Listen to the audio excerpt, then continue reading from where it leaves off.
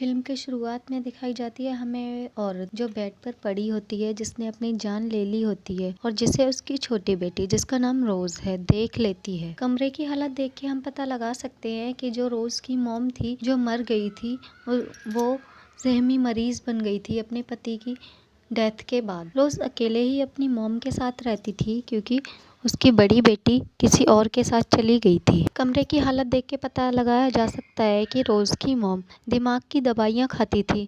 लगता है जैसे उन्होंने कुछ आज ज़्यादा ही दवाइयाँ खा ली थी, जिसकी वजह से उनकी मौत हो गई है। अब ये थी गुजरी हुई बातें। अब हम आ जाते हैं 2022 पे, जहाँ रोज़ बड़ी हो गई है और एक साइकेट्रिस्ट बन गई है, जो हमेशा बस यही सोचती रहती है कि कैसे दिमागी हालत वाले मरीज़ों को ठीक किया जाए और उन्हें बचाया जाए ताकि वो अपनी जान ना ले सके। वो दिन रात सिर्फ इसी बारे में काम और रिसर्च कर रही होती है कि कोई भी मरीज इस वजह से अपनी जान ना ले, दिमागी हालत उनकी ठीक रहे। मतलब ये है कि हम कह सकते हैं कि कोई भी ऐसा मरीज ना हो कि वो तंग आकर अपनी जान ले ले। अभी उसकी मुलाकात एक ऐसे मरीज से होती है जो बिल्कुल पागल था और कह रहा था, नहीं मुझे मत मारो, मुझे मत मारो, सब मर जाएंगे, सब मर जाएंगे। हमें उसे हमेशा यही दौरे पड़ते रहते हैं और वो बोलता है कि नहीं, सब मर जाएंगे, सब मर जाएंगे। उस मरीज़ से मिलने के बाद रोज़ अपने एक सीनियर डॉक्टर से मिलती है, जो उन्हें बोलते हैं कि तुमने अपने सिर पर काम का कुछ ज़्यादा ही लोड ले लिया है, अब तुम ज़रा छुट्टियां लेके अपने आप को थोड़ा रेस्ट दो। तभी जाते जाते उसकी मुलाकात एक ऐसे मरीज़ से होती है जिसका नाम लौरा होता है और उसकी दिमागी हालत ठीक नहीं होती। वो उसे बताती है कि मुझे कुछ अजीब अजीब सी चीज़ें दिखाई देती हैं और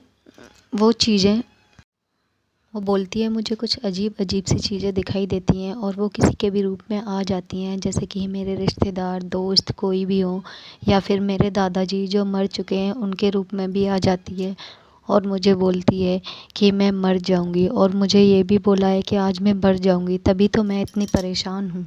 और उसके चेहरे पे एक बहुत फ़नी सी स्माइल होती है, तो मुझे काफ़ी डर लगने लगा है। तभी रोज़ उसे समझाती है कि तुम परेशान मत हो, कभी कभी हमारा दिमाग अनडिस्टर्ब हो जाए तो ऐसे हमारे दिमाग में कभी कभी चलता रहता है।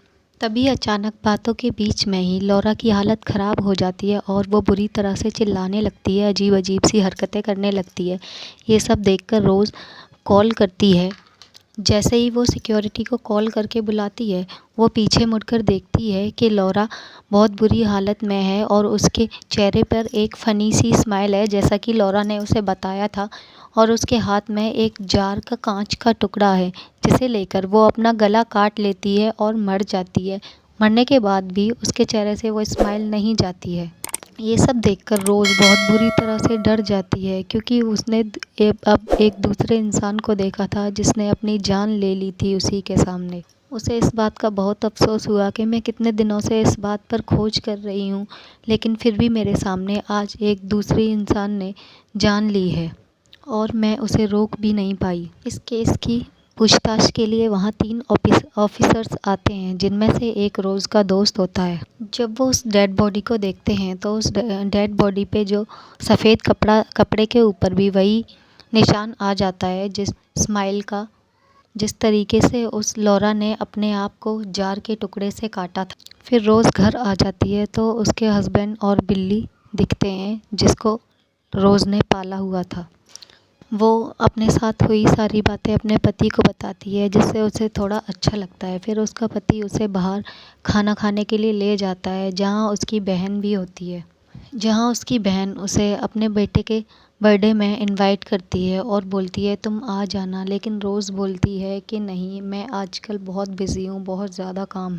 जहाँ उसकी बहन से बात होती है तो उसकी बहन बोलती है तुम उस घर को बेच क्यों नहीं देती जिस घर में माँ मरी थी।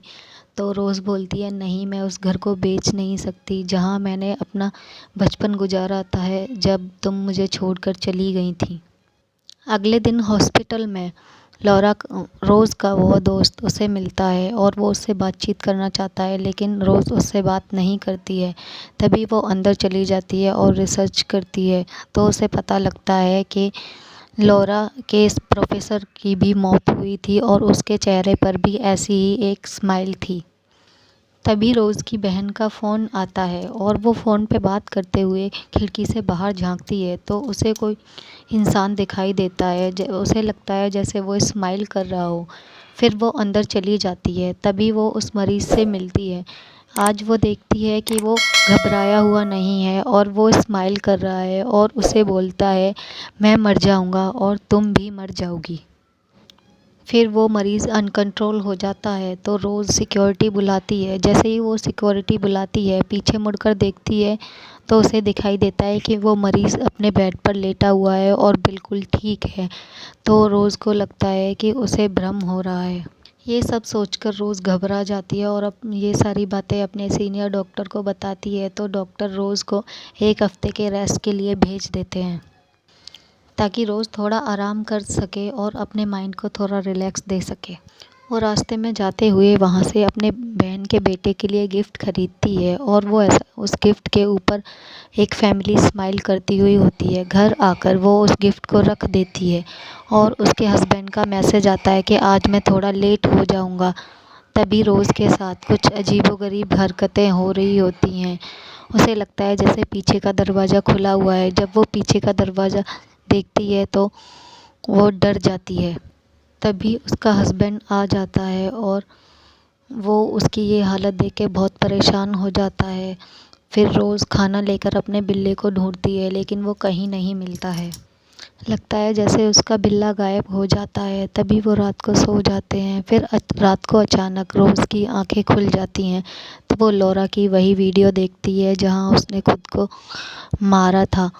उस उसे लगता है जैसे जब वो उसे मार रही थी तो पीछे कोई हल्की सी आवाज़ आती है। तभी उसकी माँ की आत्मा आकर रोज़ को डरा देती है, जिसकी वजह से रोज़ बहुत बुरी तरह डर जाती है और चेयर से नीचे गिर जाती है और अपने हाथ में चाकू उठा लेती है। रोज़ के चीखने की आवाज़ सुनकर उसका पति आ जाता है और उसके हाथ में चाकू देखकर वो भी बहुत बुरी तरीके से डर जाता है। अगले दिन रोज़ अपने सीनियर डॉक्टर के पास जाती है और बोलती है, मुझे कुछ ऐसी दवाई दे जिससे मेरा माइंड थोड़ा रिलैक्स हो सके। लेकिन डॉक्टर उसे बोलती है कि तुम्हें कोई बीमारी नहीं है, तुम बिल्कुल ठीक हो, बस थोड़ा सा रेस्ट करो, तुम्हारे माइंड को थोड़े रेस्ट की ज़रूरत है। अगले दिन वो अपनी बहन के बेटे के बर्थडे में जाती है। वो अपने बच्चे को अपना गिफ्ट देती है तो बच्चा बहुत खुश होता है और जैसे ही उसका गिफ्ट खोलता है तो बच्चा बुरी तरीके से डर जाता है, क्योंकि उस गिफ्ट में उस रोज़ का मरा हुआ बिल्ला होता है, जिसे देखकर पार्टी में आए हुए सारे लोग बुरी तरह से डर जाते हैं और गुस्से से रोज़ की तरफ देख रहे होते हैं जैसे ये सब उसी ने किया हो। लेकिन रोज़ बहुत बुरी तरीके से डर जाती है और उस मरे हुए बिल्ले को लेकर रोने लगती है। उसी बीच उसे एक चेयर पे लड़की बैठी हुई दिखाई देती है जो स्माइल कर रही होती है। लेकिन रोज़ बोलती है, ये सब मैंने नहीं किया। और उसे दिखाई देता है कि वो जो लड़की स्माइल कर रही है उसके पास आ रही है। जैसे ही वो पीछे हटती है वो टेबल के कांच के ऊपर गिर जाती है। जैसे ही वो गिरती है उसके हाथों में कांच के टुकड़े बुरी तरीके से लग जाते हैं, जिससे वो बुरी तरीके से ज़ख्मी हो जाती है और उसे उसी के हॉस्पिटल में एडमिट कराया जाता है, जहां उसके सीनियर डॉक्टर रोज़ को समझाते हैं कि जब हमारा माइंड रिलैक्स होता है तो हम स्माइल करते हैं। लेकिन रोज़ बहुत डरी हुई होती है। रास्ते में घर जाते हुए वो अपने पति को ये सब बताती है, लेकिन उसका पति यकीन नहीं करता और वो उससे अलग रहता है, जहाँ तक कि वो उसके रूम में भी नहीं जाता। अब रोज़ खुद को अकेले ही संभालती है।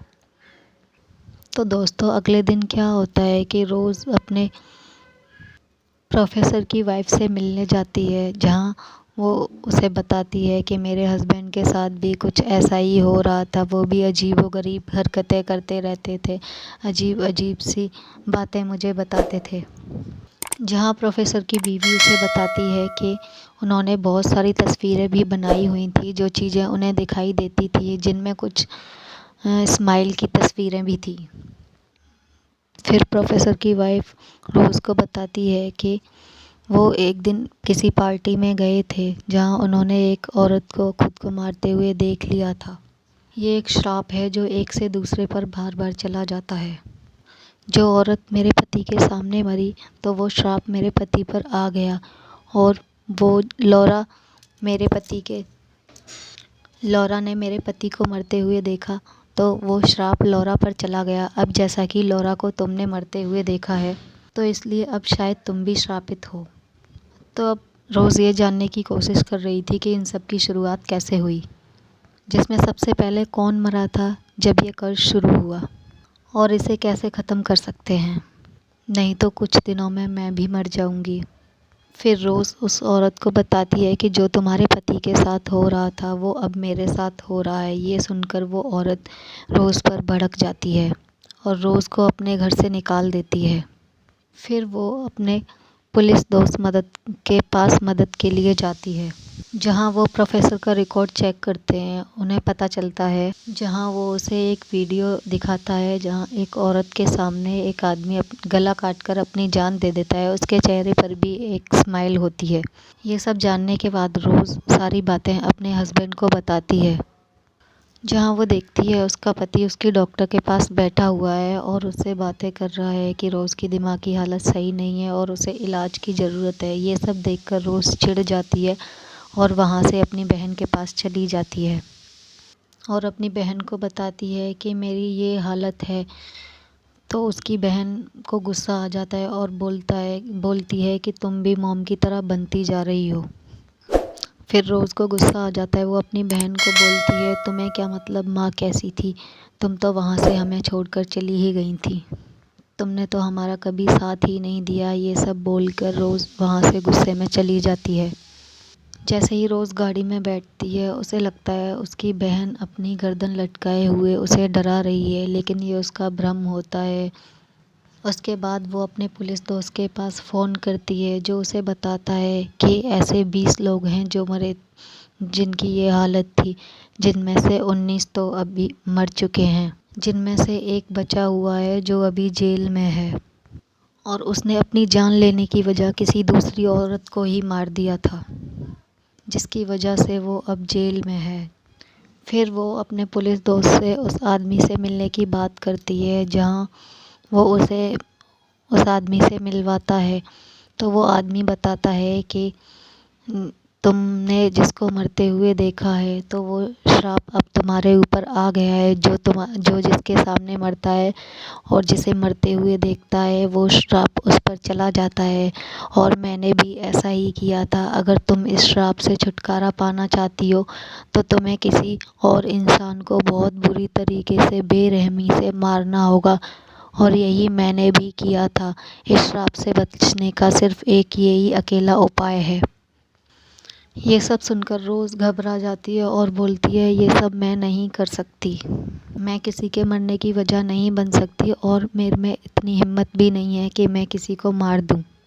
लेकिन रोज़ बहुत घबराई हुई होती है। फिर उस आदमी को ख़याल आता है कि मैंने किसी तरह से इस श्राप से मुक्ति पाई है, अगर ये औरत मेरे सामने मर गई तो मैं फिर से श्रापित हो जाऊंगा।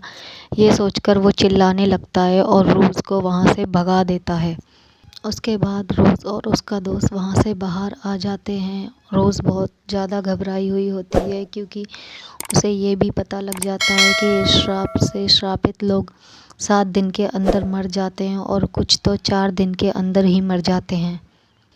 फिर रोज़ अपने घर चली जाती है और वहाँ उसे उसकी डॉक्टर मिलती है, लेकिन बीच में उसे उसी डॉक्टर का फ़ोन आ रहा होता है। फिर वो समझ जाती है कि वो कोई डॉक्टर नहीं है, ये उसका भ्रम है, और वो जो डॉक्टर उसे दिखाई देती है अजीब सी हरकतें करती है, लेकिन उसे मारती नहीं है क्योंकि वहाँ उसे देखने वाला कोई गवाह नहीं होता है। अगले दिन वो हॉस्पिटल जाती है तो अपने साथ एक चाकू रख कर ले जाती है और अपने मन में सोचती है कि क्यों ना मैं अपने ही किसी मरीज को मार दूँ। जहाँ रोज़ बहुत अजीब सी हरकतें करने लगती है, उसे दिखाई देता है कि वो किसी को मार रही है, और जहाँ उसका सीनियर डॉक्टर आ गया है और वो अपना चेहरा उतार रहा है, बहुत बुरी तरीके से घायल हो चुका है। तभी एकदम से उसे झपकी खुलती है और देखते हैं कि रोज़ तो अभी गाड़ी में ही होती है, उसे ये भ्रम होता है। तभी उसका डॉक्टर आता है और बोलता है, रोज़ तुम्हें बहुत ज़्यादा आराम की ज़रूरत है। इसके बाद रोज़ बहुत ज़्यादा घबरा जाती है और वो सोचती है कि क्यों ना मैं किसी अकेली जगह पर चली जाऊं जहां कोई ना हो, और अगर कोई नहीं होगा तो फिर कोई और इस श्राप से श्रापित नहीं होगा और ना ही कोई मर पाएगा। जैसे ही वो जा रही होती है उसके दोस्त का फ़ोन आता है और वो पूछता है कि रोज़ तुम कहाँ हो, तो वो बोलती है मुझे कुछ दिन के लिए अकेले रहना है, और वो किसी को बिना बताए अपनी माँ के घर में आ जाती है। अब रोज़ उस घर में अंदर चली जाती है और अपना फ़ोन गाड़ी में ही छोड़कर आती है। अब फिर से वो बीती हुई बातें उसके सामने आती हैं जहाँ रोज़ बहुत छोटी थी, जहाँ से ये कहानी शुरू हुई थी, जहाँ पता चलता है कि उसकी माँ की मौत नहीं हुई थी बल्कि ज़्यादा दवाई खाने की वजह से उनकी तबीयत ख़राब हो गई थी। वो रोज़ से हेल्प मांग रही थी लेकिन रोज़ ने उनकी हेल्प नहीं की थी, लेकिन रोज़ ने उनकी मदद नहीं की थी क्योंकि वो चाहती थी कि उसकी माँ मर जाए ताकि वो अपनी माँ के जुर्म से बच सके। जैसे ही वो लालटेन लेके कमरे में जाती है उसे अपनी माँ दिखाई देती है। उसकी माँ शैतान के रूप में आ जाती है और उसे पीछे से पकड़ लेती है और रोज़ को बोलती है कि तुम अपने दिमाग से छुटकारा नहीं पाओगी। ये सुनकर रोज़ जलती हुई लालटेन को अपने हाथ से उठाकर फेंक देती है और घर से बाहर आ जाती है। पूरे घर में आग लग जाती है। वहाँ से निकलकर वो अपने दोस्त के पास जाती है लेकिन अगले ही पल उसे पता चलता है कि वो उसका दोस्त नहीं है, वो वही चीज़ है जो उसे डरा रही थी। अगले पल उसे लगता है कि वो अब भी अपनी मॉम के घर में ही है और वो घर जला नहीं है। ये सब जो अभी कुछ पल पहले हुआ था वो एक सपना था। फिर वो घर से डरते हुए बाहर निकलती है तो अपने दोस्त को देखती है। फिर उसे वो असली होता है लेकिन रोज़ को लगता है कि ये उसका दोस्त नहीं है। फिर वो दोबारा घर के अंदर चली जाती है और अपने आप को कमरे में बंद कर लेती है, जहाँ उसे एक शैतानी चेहरा दिखाई देता है जो रोज़ के अंदर घुस जाता है और उस पर हावी हो जाता है। जैसे ही रोज़ का दोस्त घर के अंदर आता है तो वो देखता है कि रोज़ ने अपने ऊपर पेट्रोल छिड़का हुआ है और अपने आप को जलती हुई तीली से आग लगा लेती है, जिसे उसका पुलिस दोस्त देख लेता है। अब इस तरह से ये कर्ज रोज़ के दोस्त के ऊपर चला जाता है और इस तरीके से हम कह सकते हैं कि ये श्राप कभी ख़त्म नहीं होता है, एक से दूसरे पर चला जाता है। जिस तरीके से एक से एक मौत होती रहती है और इसी के साथ ये मूवी यहीं ख़त्म हो जाती है।